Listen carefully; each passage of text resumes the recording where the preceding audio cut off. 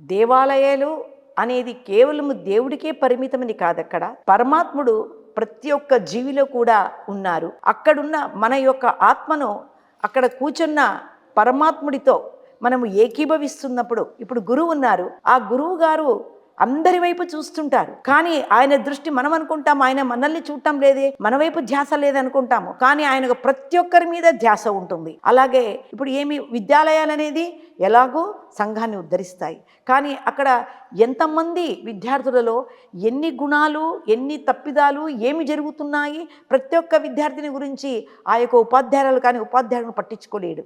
దేవాలయంలో ఒక ఆత్మకు సంబంధించింది కాబట్టి ఆత్మ పరిశుద్ధంగా ఉండి, ఒక హిందూ సాంప్రదాయంలో మనకు దేవాలయం అనేది శరీరమే ఒక దేవాలయము, అందులో ఉన్న పరమాత్ముడే మన యొక్క ఆత్మనే మన పరమాత్ముడు, దేవుడు ప్రతి ఒక్క చోట ఉన్నాడనడానికి ఇదే నిదర్శనం తల్లి.